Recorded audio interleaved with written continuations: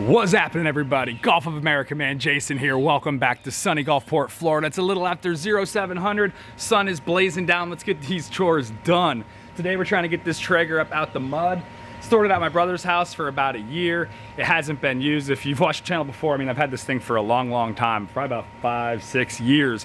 Today we're gonna show you everything you need to do to make sure your Traeger is ready for the seas. And then we're gonna slap some pre-made ribs from Winn-Dixie on there. 3, 2, 1, brother. Let's go. Definitely want to use a dedicated shop vac for this because the ash that it sucks up is a carcinogen. It's pretty gnarly. You don't want it in your regular house vacuum. But go ahead, you peel back all the layers, you take out the grill grate, then you take off this big oil deflector drip pan thing that kind of runs all the drippings down into this bucket. And then we'll have this little bow looking paperclip thing. You just squeeze that to pop it out, and then now we can see the little fire pod. And this is really where all the action happens in the Traeger. We're gonna use our shop vac to suck out anything that's in there, any of the pellets, any of the ash. And I even use the scraper to break it up even further because it will get caked in there. Just a little drop of water will really turn this stuff into like some liquid cement. So break that up, suck it out, suck everything around there, and that's pretty much it for the inside. Now I'm gonna go ahead and I'm gonna clear the auger, and you just go through the settings in the menu. It's real easy. And this is normally in case the auger gets hung up. If you get a couple maybe pellets that were too big or some water, or something like a rock that's not a pellet, this will actually work the auger back and forth. I'm just gonna start off by doing this because I don't know if there's hornets in there or a bunch of soggy pellets. We're just gonna work out what's in the auger and suck it out with the dry vac.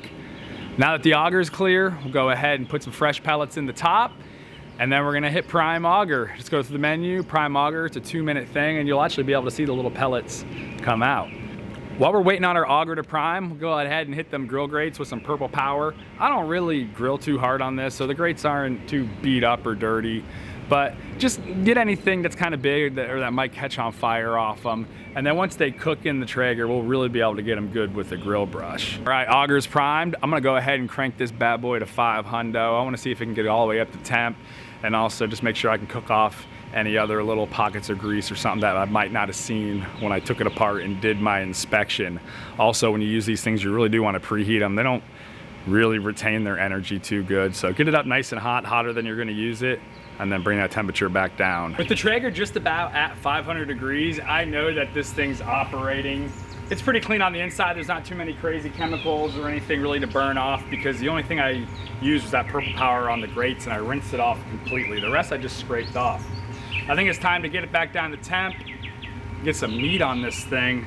Of course, we're going easy with the Traeger, so we're going easy with the Kansas style pre-marinated spare ribs, guys. I'm gonna cut these puppies out of the bag and slap them on there. We're doing the 3, 2, 1 method. Gonna let them sit on there for 3 hours, wrap them in foil for another 2, and then we'll kick the heat up and grill them. My experience thus far, the Traeger's been a pretty low maintenance item. Really, the only things that can get mixed up is if your auger gets hung up, which is normally if it's really moist out, or you put wet pellets in it, or a combination of the two. And then every once in a while you get that low temp alarm, and it's probably because you have a hiccup or a little bubble in the auger where it runs out of pellets for a moment.